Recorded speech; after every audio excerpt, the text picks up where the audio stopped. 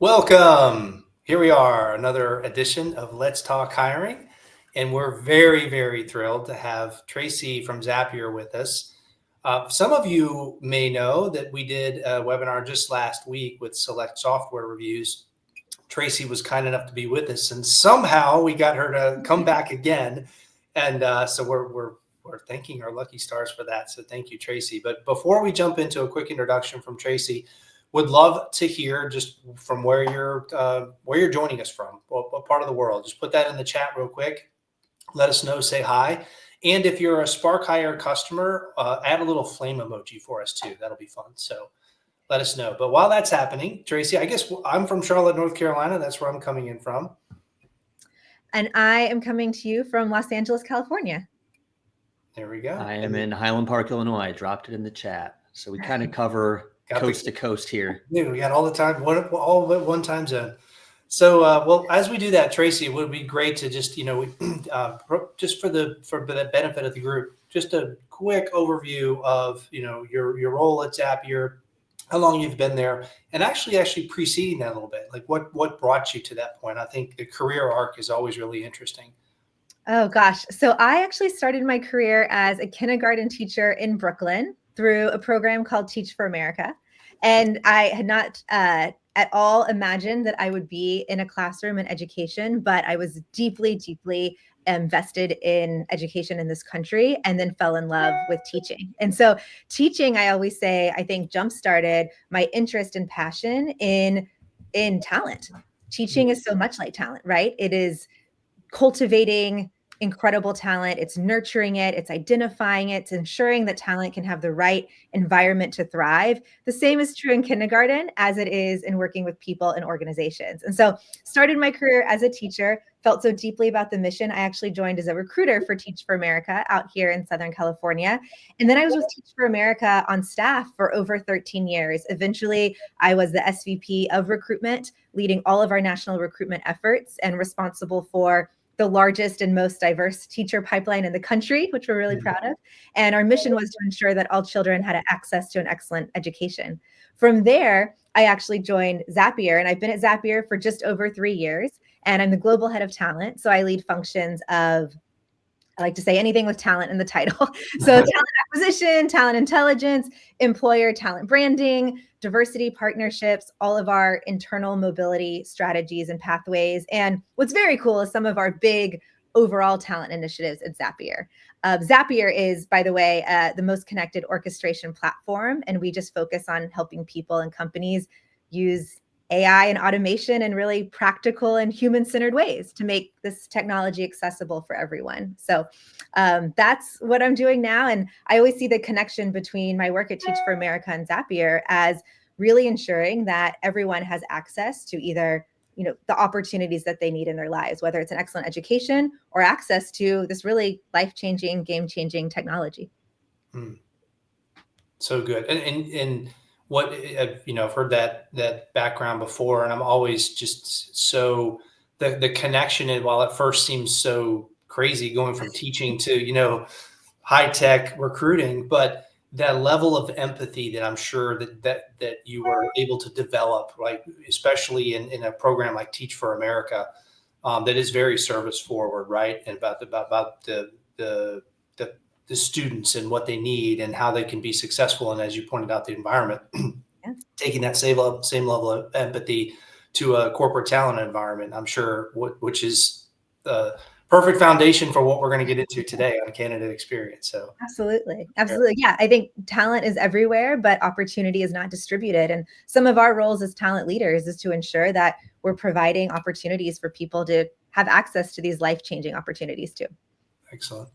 Yeah. Well, and I love the parallel between teaching and recruitment, because I think often recruitment, is confused for being a more like sales oriented job of where you have to sell the candidate on coming to the company, but really you're an advisor and you're nurturing and you're cultivating those relationships, as you said. And it's, I think, very similar. There's a lot of parallels, at least with teaching. So thanks for sharing that background.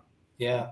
And before we dive in, though, we pop a question on the screen if Patrick can do that for us. He's back there. And we just would like to know, if you guys, what is top of mind for you and your team when it comes to candidate experience? So if you didn't know, you're joining a Let's Talk Hiring workshop about the importance of candidate experience. So let's hear from you, just what you're seeing there, and we're happy to answer your questions. And also too, as we go, feel free to drop your questions into the chat, because we will definitely pull those out as we're moving along. But this will be very conversational in nature. So, we can jump right in here. Yeah, and as people think about that, Gary alluded to the fact that Tiffany and I, we were on Tracy and I were on a, Tiffany, our content manager, Tracy and I were on a webinar last week talking about AI, which I also talked to Tiffany a lot about. And that was really what was top of mind for us as we, were thinking about the candidate experience, is like, how do we maintain these human connections in this like AI enabled world that we're in? And how do we, keep transparency and authenticity at the forefront? So I'm sure that'll be, some of the stuff we talk about today. I know that's definitely what's top of mind for me. Yeah, indeed. Well, let's jump in here real quick. So let's just have especially today, like the candidate experience has always been something that we've talked about, but as Josh just alluded to, the environment in which we now sit, where many people are remote, we have a lot of screens, there's a lot of automation and workflows and things. Now more than ever, it seems the candidate experience is something that is non-optional. So can you maybe, Tracy, just in your, I'm sure even 3-year experience just at Zapier alone, and even going back prior to that to Teach for America, just talk a little bit about how you've seen that evolved and what's really jumped out to you at like places where organizations should really think about investing. Well, I think candidate experience is absolutely paramount. I mean, as you said, I started my career at Teach for America, and believe me, there's nothing more difficult than convincing a college senior who's about to head off to med school or take a job at Google to put those plans at hold and spend at least 2 years teaching in a low-income school. It is a blessing that I honed my recruiter chops that way, because one thing that I always say is that every time you speak to a candidate, it is an opportunity to cultivate them. And candidate experience is paramount. If you are a company that doesn't believe that, then you are certainly going to be behind, because hiring is such a two-way street. Even now, the best candidates have so many options. That has never changed. And you're not just evaluating them, they're evaluating you. So if the process feels unclear or slow or dismissive, it sends a message, and it's not the message you want. So for example, at Zapier, one of our candidate commitments is that you will hear from us every 7 days. We try our absolute best to do that. We miss it sometimes, but we really aim for that. We track it, because we know that ghosting or delays can cost you great people, and it's not a great experience for the candidate. A thoughtful experience earns trust, and trust attracts talent. And I think that's the piece that is always really top of mind for our team. Mm-hmm. Yeah, and so that's the communication there. And I think the other thing that you really hit on recently as well is just the transparency right up front, like setting those expectations. I am sure, go back to your Teach for America example, I am sure that some of the candidates you're talking to really have no idea what that looks like. And there's probably a whole bunch of questions and trepidation around, wait a minute, this wasn't even on my radar. So how do I even think about this? And then what's that process look like? Yeah. Yeah. I mean, I think you are often the first person that candidates meet from your company. And so what kind of felt like nice to have, let's try to create a good candidate experience, but the companies have all the power, that's just not the case anymore. And again, in my example with Teach for America, it was absolutely flipped. Like people often didn't know about Teach for America, or didn't know what it was like to be a teacher in a classroom, had never considered it. They were, going to grad school, or they were going to this other corporate job, or whatever it was. And so you really have to help people not only understand your company, but also help them understand what it could be like for them to be in that role, to imagine themselves at your company, in that experience, in that role, working on that team. Mm-hmm. And so I would just say, this is not a nice to have anymore. It's kind of the cost of entry for companies. Candidates really expect, as you said, transparency. They expect clarity and respect.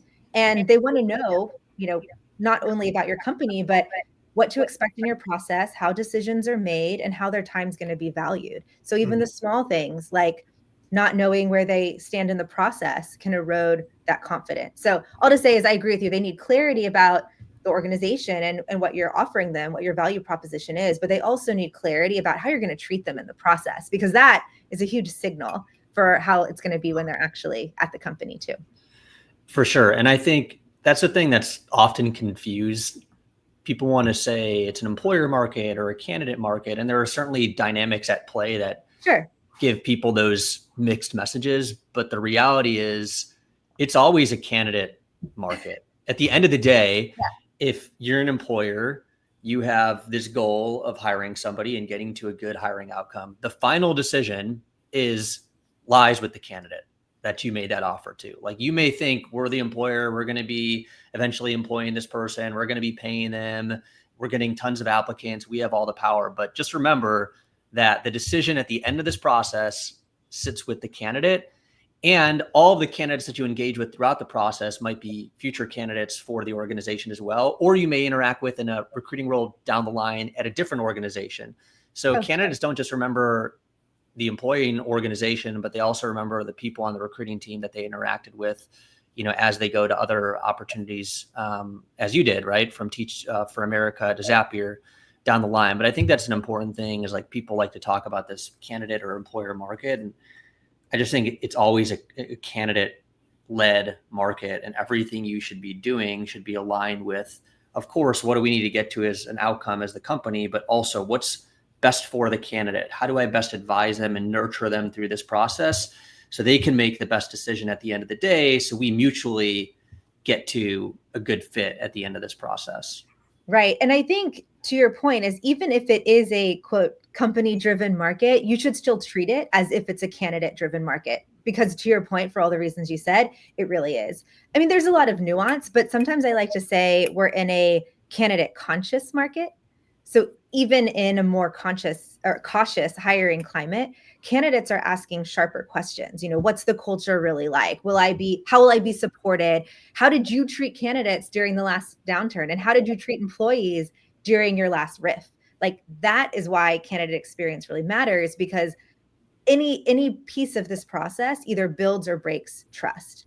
And so I think that that's just such an important point that you said, is if you're always thinking about treating candidates as if this isn't a candidate driven market, I think it will serve you a lot better in the long run. So this is perfect timing. So, and forgive me, Shalise, if I mispronounce your name, but what are some additional ways your organization can enhance the candidate experience? And actually, as I was thinking about a question as well, is that for many listening, and certainly those with whom Spark Hire works, they're across a spectrum of company sizes and types. And many of them are, organizations with maybe 50 to 500 employees that don't necessarily have a lot of the certainly benefit from the brand that a Zapier has, as an example. And they are so busy working in the process, it's hard to work on the process. So if we were going to take a step back and start to define these touch points that create the candidate experience, maybe even from the beginning, places where we could really lean in and this little thing here creates an outsized impact from back to your point about empathy to the candidate. Like, this means a ton. And if you spend some time there, that will provide outsized impact to the candidate. Yeah, well, I think you actually said it starts with empathy. Like, what does the experience feel like from the candidate side? Is it clear, respectful, timely? Is it human? At Zapier, we aim for processes that are structured but flexible, and personable but scalable.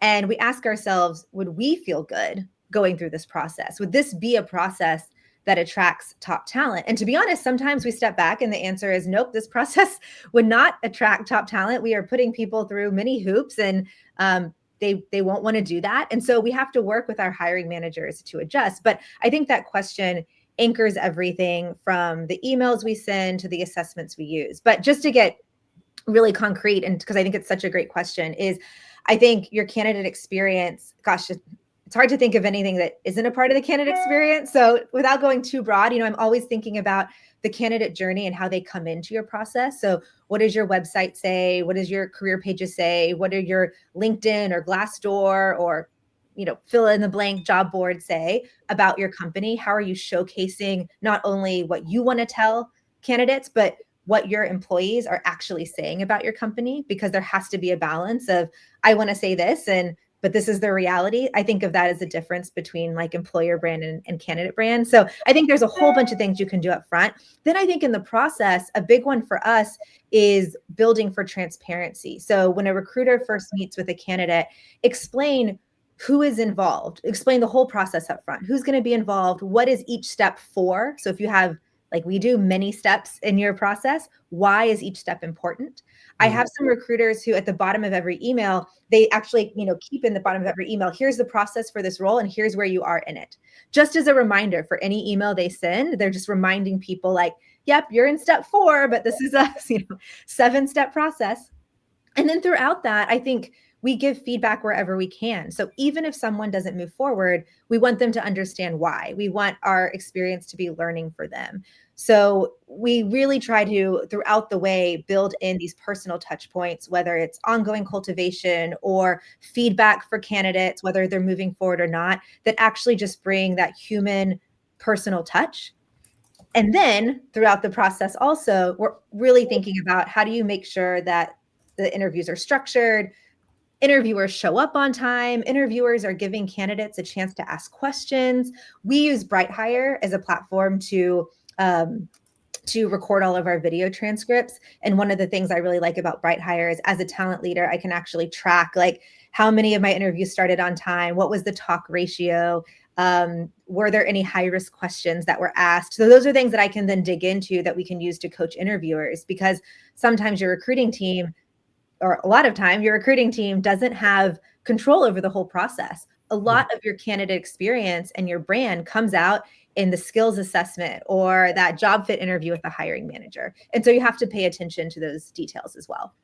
Yeah, I think there were so many good things in there. And Tracy, I think the thing that you hit on, and I think Gary, to your point, is, look, there's a lot of companies that aren't going to have the resources or the brand of Zapier, and you've been able to build over the course of years, right? This is not something you and the team have built overnight, but over the course of years, continuously iterate and optimize the candidate experience. So for, an employer or somebody that's here with a company that's 75 employees and is just starting to dig into the candidate experience and realizing the importance of it and trying to figure out, where do we start? I think you nailed it in terms of bringing transparency to the hiring process. Like, there's so many things you can do to improve candidate experience, both within the process and evaluating every single touch point, to, as you said, evaluating if interviewers are showing up on time and what types of questions are they asking, all those kinds of things. But at the end of the day, if there's something that you could do tomorrow without any extra resources, it's literally just demystify the hiring process for the candidates that are going through it. Like, just tell them what the process is and where they stand, and give them as much detail as you possibly can. And that doesn't require any outside help. That's just you documenting and providing that information to candidates. And so to me, that's like always a thing to come back to. When in doubt, just ask yourself, like, what do candidates need to know? What information do they need to make better decisions about us as an employer and about the process? And if you just keep providing that information, you're going to keep making improvements and taking steps forward.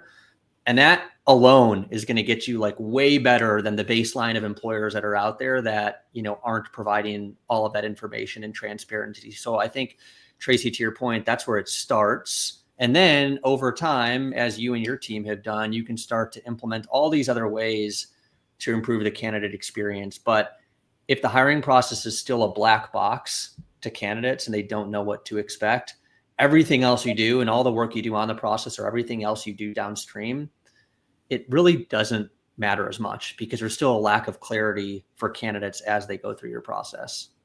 Yeah. And so Shalise asked a good follow-up question, which is perfect, which is in the absence of information, us as humans fear the worst, right? So that point about transparency being so powerful. So now we're in an AI era, and we talked about this last week, right? We have candidates, of course, using AI, and there are sometimes spoken and unspoken expectations of what that might look like, speaking back to transparency. But then there's also, some tools that we're using on our end that create that fear of the unknown. So as we think about this, new world of AI supported decisions, what Tracy would love to, obviously you guys sit at the epicenter of this as a company, not just to mention from a hiring perspective.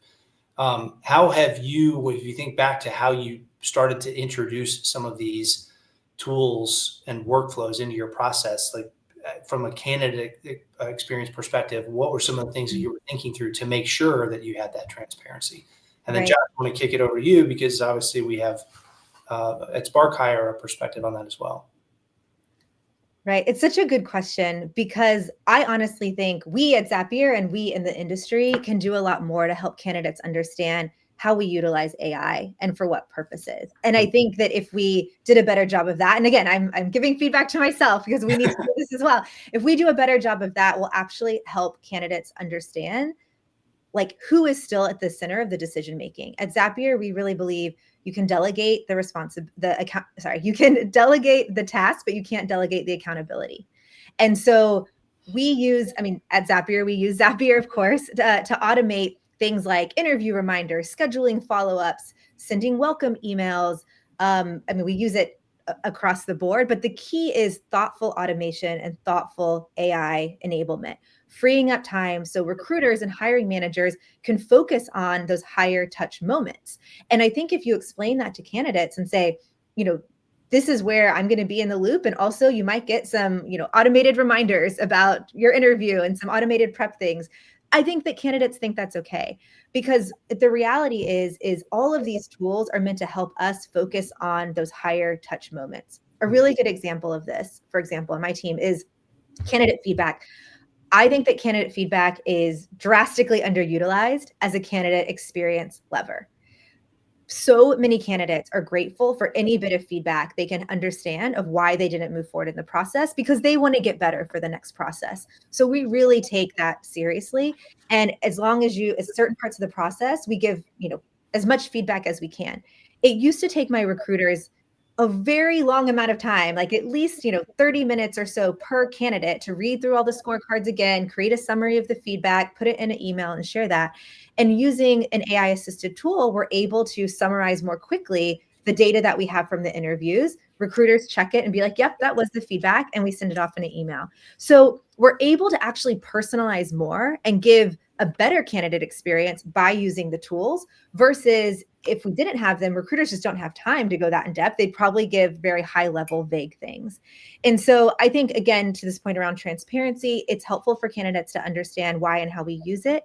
But we've also seen that if we're using it in really smart ways to aid decisions, surface insights, analyze things, but not to actually make the decision, then that's truly where the human in the loop needs to be, continue to be. Yeah, I totally agree. And that's what we say here is you are not hiring with AI or using AI to hire. And I think there's a difference between, put it in a newsletter this morning, there's a difference between augmentation and automation. And that's not to say you can't use automation because certainly you should automate parts of the process or parts of the job that free you up to insert the skills that you have as a recruiter into the areas that matter most. So I think it's really important to, give candidates those guidelines of how you're using it. Because again, going back to demystifying the hiring process, if you don't, people will make their own assumptions. And usually those assumptions lead to negative sentiment because they assume the worst. And so I think the more you can clarify how you're using AI in the process and how it actually leads to a better or more fair or faster process for the candidate, that will resonate. So again, it just goes back to transparency. The more you can think about, like literally tomorrow, open a Google Doc or something and just think about what questions would candidates have. Let me just like riff on an FAQ of all the questions candidates might have for us throughout the hiring process and just answer them. And then you just got to think about how do we weave that into our regular communication with the candidates or put it on our website so we can link to it. And I think, again, that's just like puts you such a step ahead of so many employers who aren't doing that and leave everything up for the candidate to interpret and assume themselves.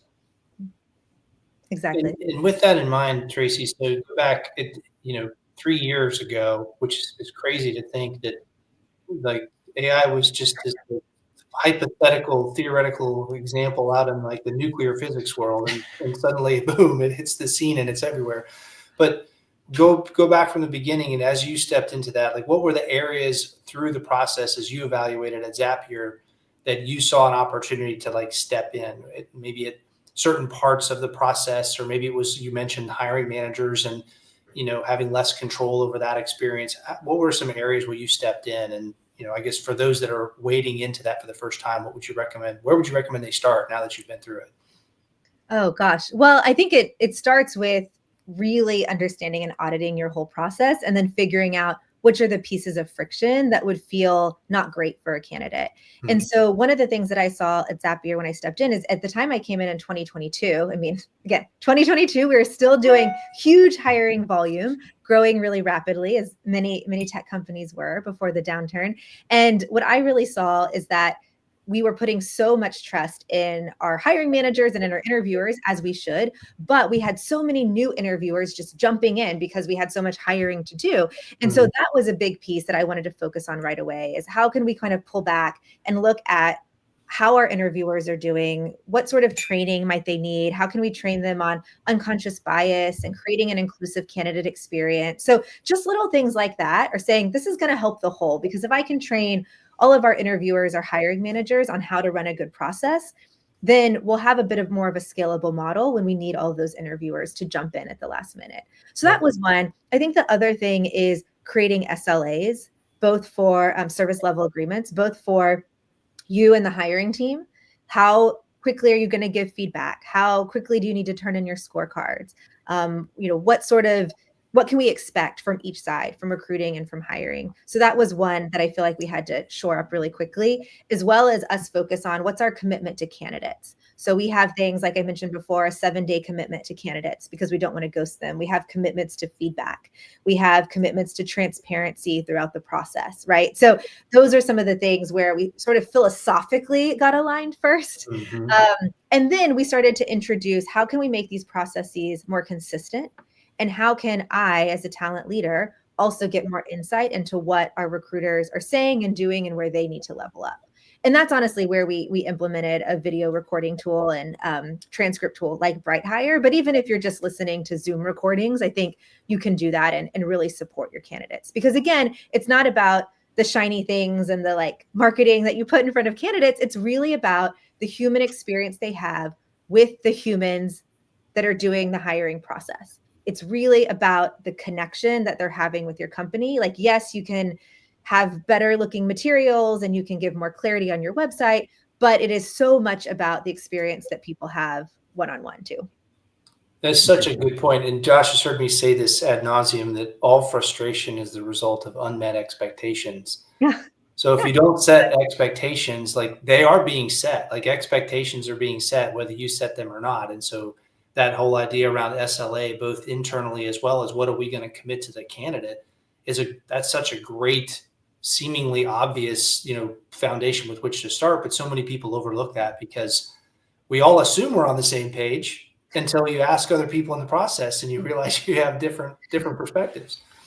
Yeah, totally. I think you bring up a great point, Tracy, because a lot of folks, when they think about improving candidate experience, will rush to the process itself. Like, okay, let me think about all the friction points in the process and try and solve those. And quickly you find yourself underwater because you realize there's a lot of friction, and then you try and boil the ocean and solve all those friction points. And you just can't do it all at once.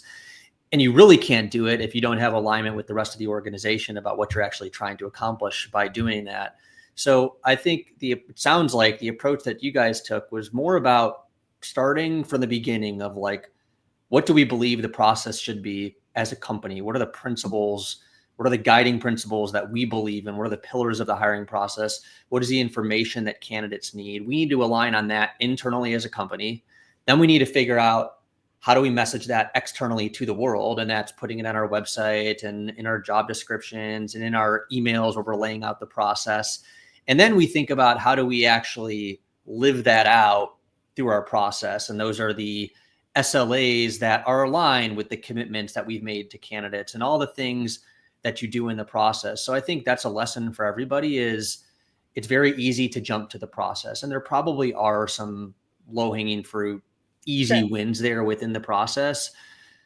But the reality is you'll never build like a repeatable candidate experience that as you grow and more interviewers and other people are introduced to the process can adapt to, unless you really start at the beginning with like this candidate-led approach of what do we believe in? What do we believe candidates need? And how do we deliver that to them? And then the process is almost just a byproduct of all those guiding principles that you set up. And I right in thinking like that's the approach you guys took? Absolutely, because then when you figure out what those pain points are, then you can take the next step and say, does a human need to be in the loop to do this, or can this be automated?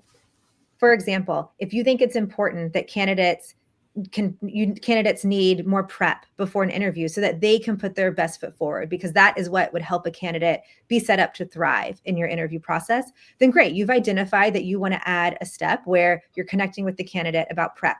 Now, does that need to be a human live on the phone? Is that an email? Is that something that can be automated? Like, those are the things that I think you can think about tactically once you understand what your values are, what your philosophy is. And to your point, you don't have to tackle everything at once. There's probably pieces that are pain points within your process that would make a big difference to candidates.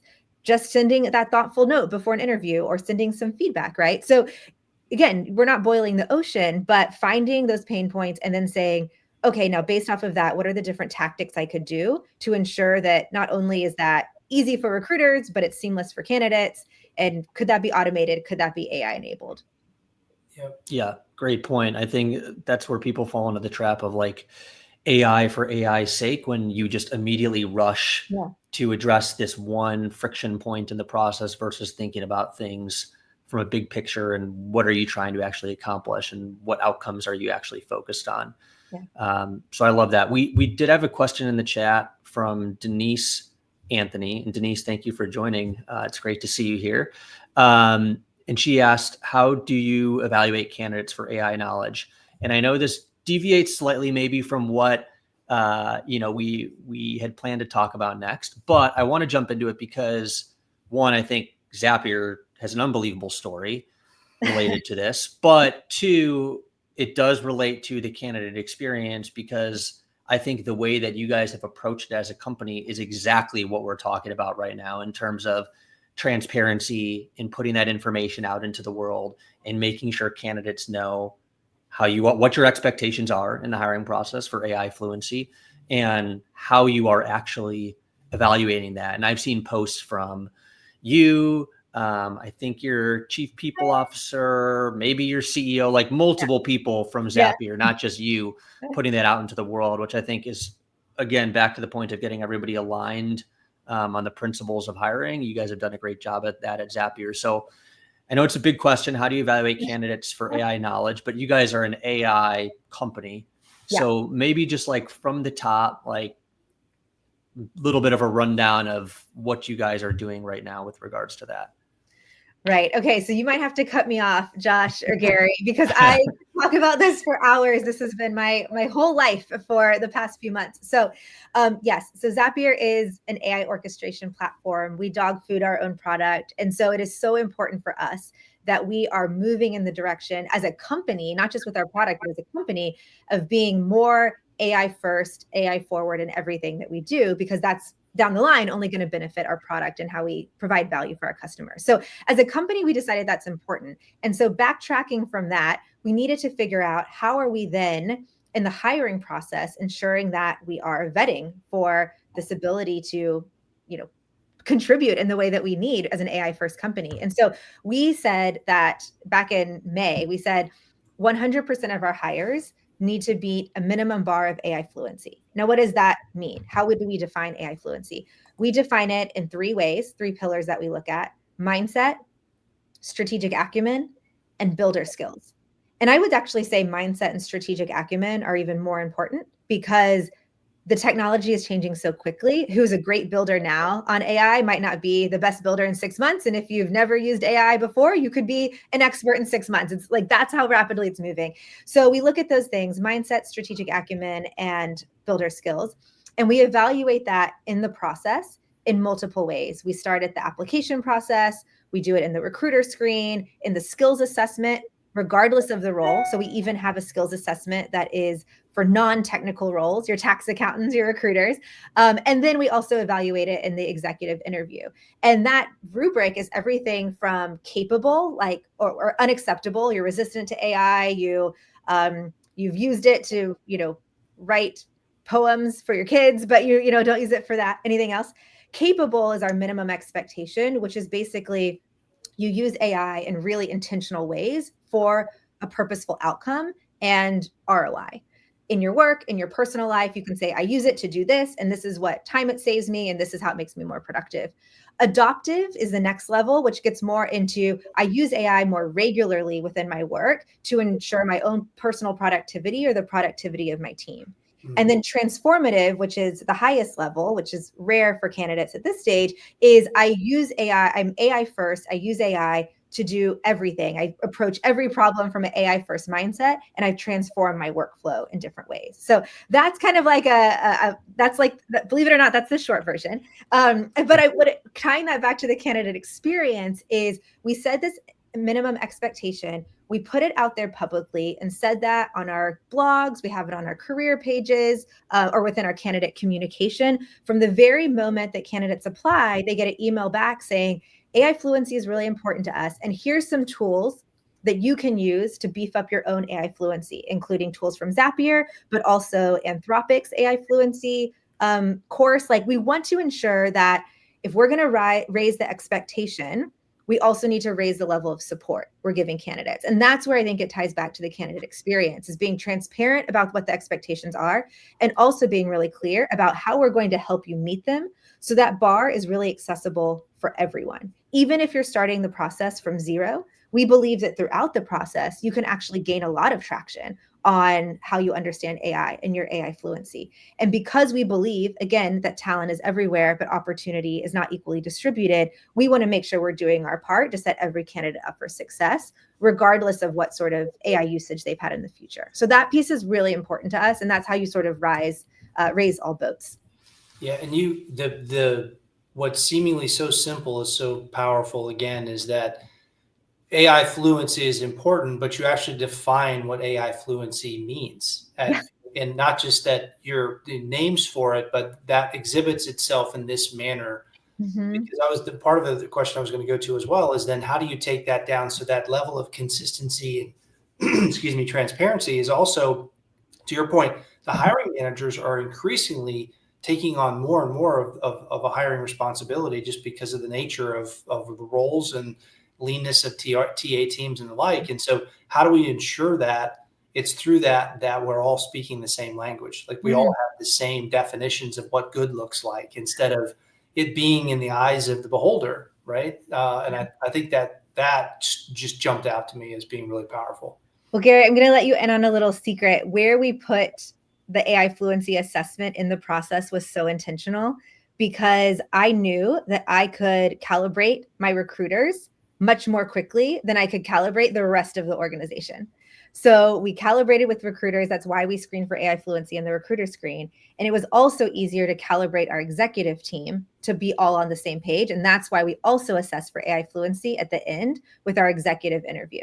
The skills assessment, so that's why we don't do it in the hiring manager interview. We don't do it in other stakeholder interviews. Like, it was honestly thinking in terms of change management, where can I ensure, to your point, that we're all speaking the same language and that we can be calibrated so that we can assess candidates fairly? So those were the two smallest groups of people that I knew that I could get on board and understand what the rubric was like and what are the nuances for the rubric. And then with the skills assessment, that is a little bit more role specific. And so it is much easier to calibrate those specific hiring managers with that particular role, with that particular skills assessment. So that is the change management trick. That's brilliant. Brilliant. And you nailed the point where you said, a lot of this and what you're putting out into the world is to set candidates up for success. Right. And I think that goes back to the point that candidate experience is candidate led. You're an advisor. You're trying to guide them to success. And that's the same thing that you would do as an employer. You would want to set employees up for success. So by doing things, whether it's, demystifying the hiring process as a whole, or giving very clear guidelines on what you're evaluating for with AI, by giving candidates that information, you're setting proper expectations, and you're setting them up for success, which is, again, what you would do in the workplace. So why wouldn't you do it in the interview? Because ultimately you're assessing if this person's going to be a good employee, not a good interviewer or candidate. You want to see if they're going to work well at your organization. So I think it's great that you guys place such a strong emphasis on that. And that's another thing that as a company, if you're looking to make improvements to the candidate experience, it's just through the lens of how can I help candidates be more successful in the process? How can I give them more information to make better decisions? You'll hear me harp on this over and over again, but those are the simple steps that you can take. And I think, that leads us to the question in the chat, which is, what tips do you give candidates to help them meet those expectations? I've noticed that some candidates come from companies that have not allowed them to use AI in their work. So I'm curious on how you navigate that. Great question. Yeah. So for us, like I said, as soon as you apply for a role at Zapier, the confirmation email you get back has a little bit of explanation of why AI fluency is important to us, but then also some resources. So, with AI, my personal philosophy is you just need time and curiosity to get really good at it. Most of working with AI is like just jumping into a tool, whether it's ChatGPT or Zapier or anything else, and just starting to play around with it and starting to really poke around and give yourselves opportunities to start with low risk, low level things like, how can I get AI to help me write better or draft an email or, summarize this piece of research and then allow me to write it into a memo. Like, you can start with really small things. And so absolutely, there are definitely candidates that come from maybe financial institutions or healthcare where they were not allowed to utilize AI in the workplace. Totally fair. But we also believe that, one, many people are using it personally, but there's very easy things that you can do to just start playing with it. And in only a matter of weeks, you could actually start to not necessarily get really good at it, though you could, but you could also start to imagine how AI could influence your workflow. So that's why when I say we look for mindset and strategic acumen in particular, mindset is, are you curious about AI? Do you believe that AI will be a tool that is going to be prevalent and pervasive in the future? Are you eager to jump in and learn it and believe that it can be useful for you? And then the strategic acumen is the ability to envision, how could AI enable my work in the future? Mm-hmm. Not necessarily I can build the tool and I can create the workflow and I can make the agent. That's not what we're looking for there. We're looking for, how could, in my role as a tax accountant or my role as a recruiter, how could I utilize AI? And so that's a little bit different than saying you have to be a master at coding with Cursor, right? So it is really different how we think about it. But our CTO always says, we want to look at the curve and not the snapshot. It's not necessarily where the technology is today or where the candidate is today, but what evidence do we have that they're going to be able to learn very quickly, get really curious, experiment, and innovate once they get here.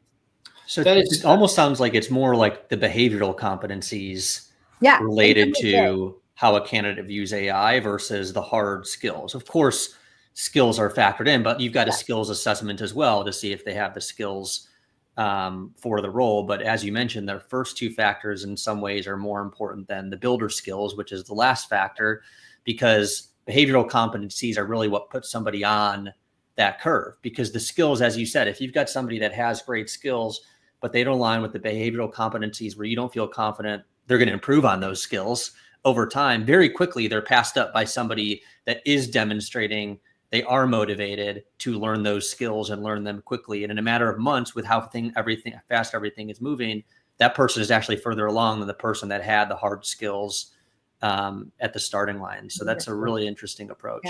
Yeah.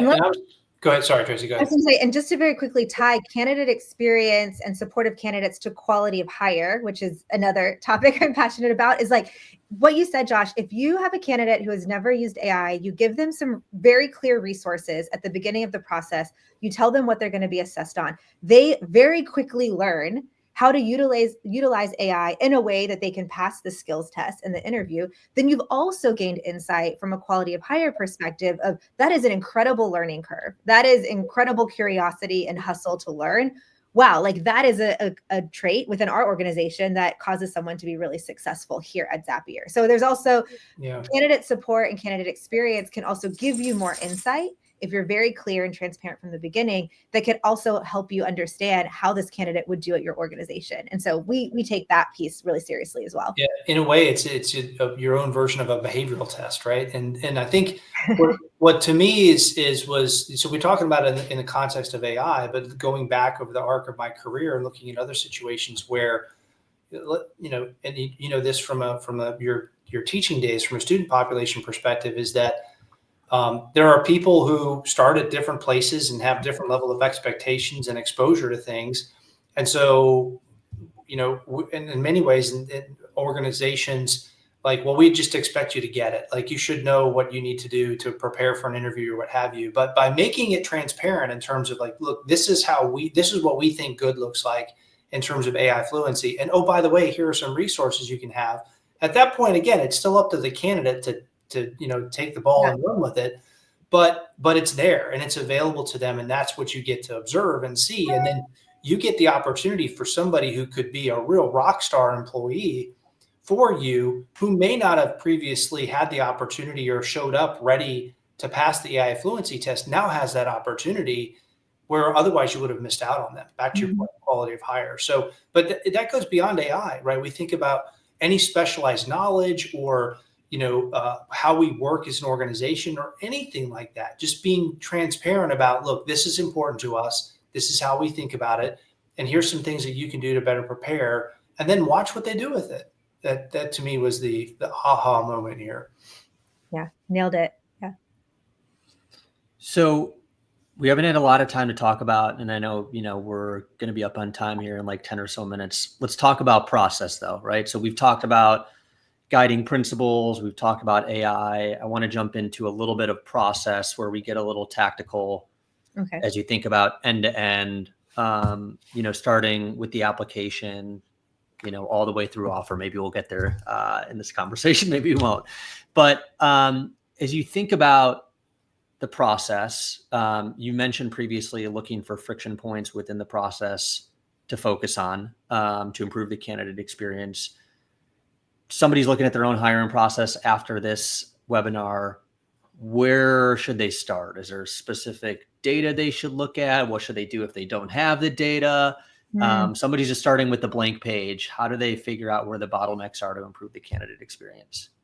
Yeah. Well, again, I think data is so important. And so I would even say, because I care deeply about data and data infrastructure, is if you don't have data about your candidate experience, start thinking now about what things you can do to have data about your candidate experience, whether that is quantitative and you're looking at time to hire and you're looking at how long candidates are in stages, you're looking at offer acceptance rate, you're looking at attrition rate. So like if you don't have that data, I would try to get that.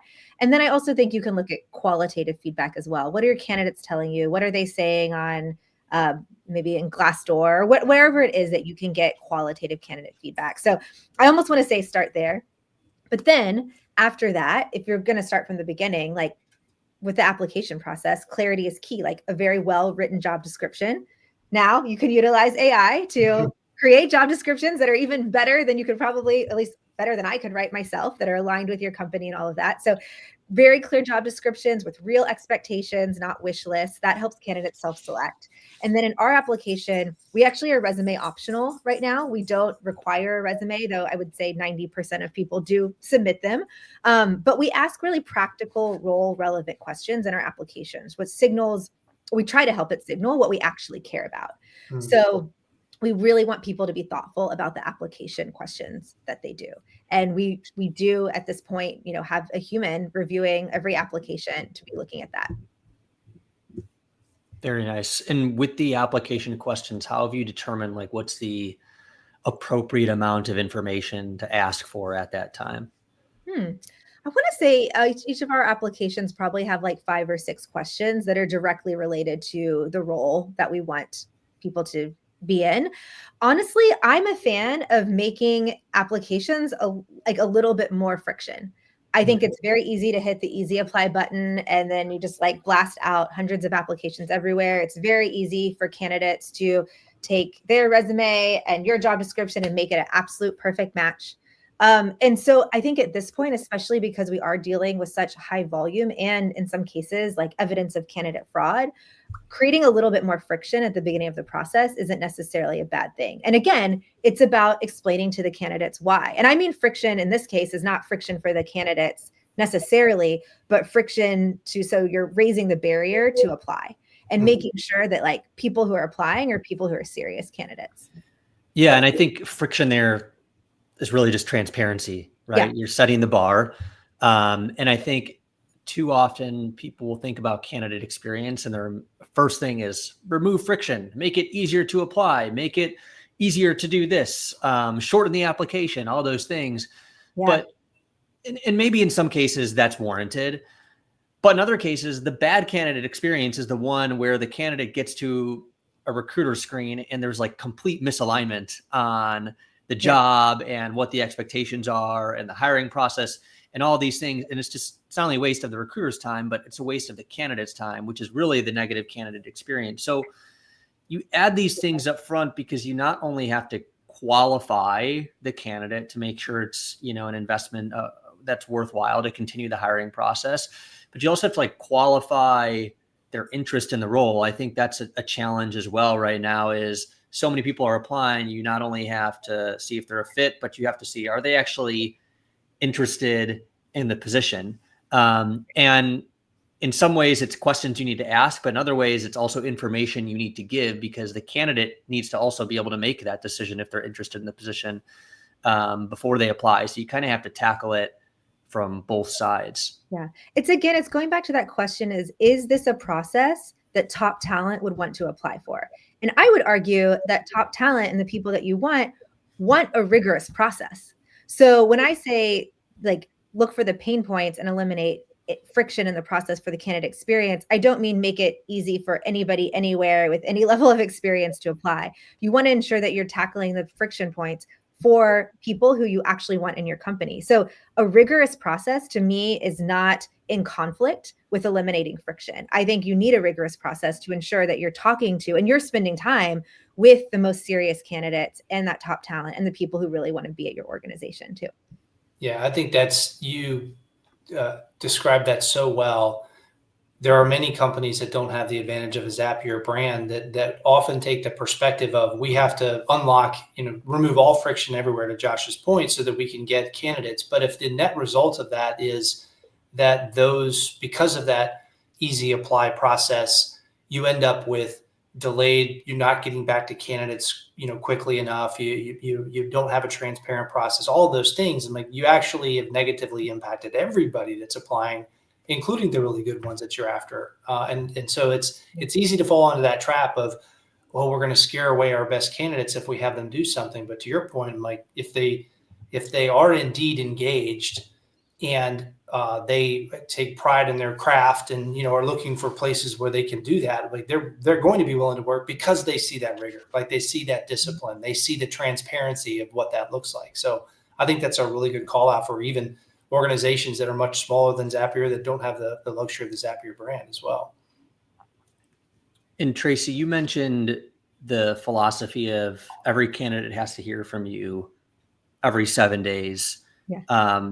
And I think that's probably the biggest thing you see on LinkedIn or anywhere you're seeing candidates talk is about the proverbial black hole of the hiring process. And some of that we talked about earlier in this call of just demystifying the process. But the other side of it is you actually have to still communicate with your candidates at some point within the process, either to tell them they're no longer being considered or where they stand. So on like at a tactical level, on a day-to-day basis, you're coordinating with the recruiting team, a bunch of different hiring managers, executives that are at the tail end of the process with all these different people involved. How do you make sure candidates aren't getting lost in the shuffle and that you're able to uphold that 7-day commitment?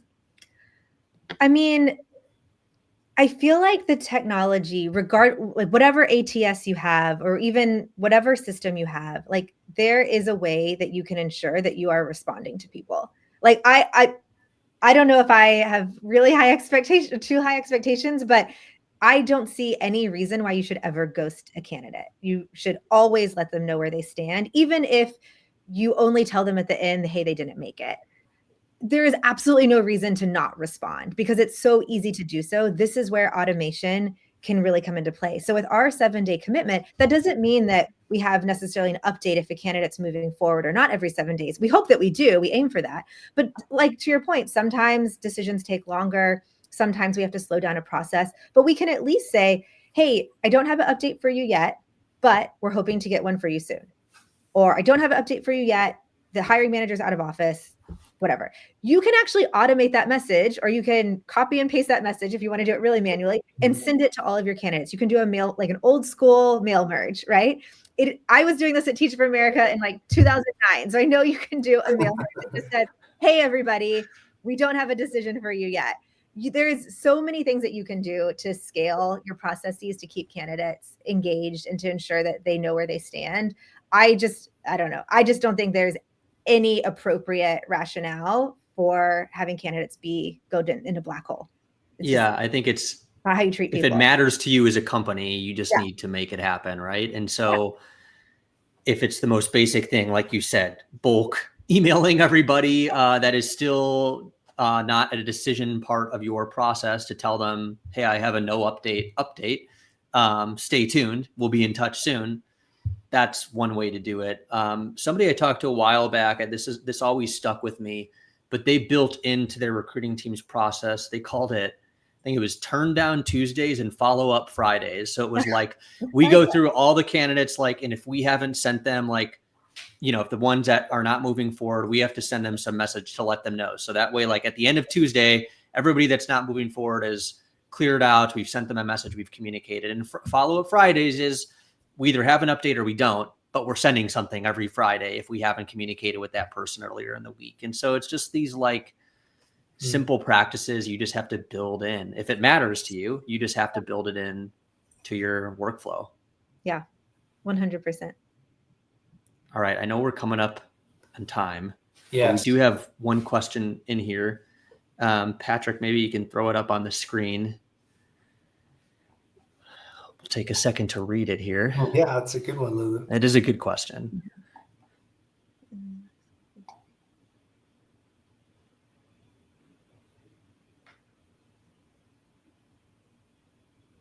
So for those who aren't reading and perhaps listening, it's related to the technical side of this. So provide a better candidate experience by elevating the ability to have smart conversations with these technical candidates, not coming off as just another recruiter screen, while being also to better assess these qualifications.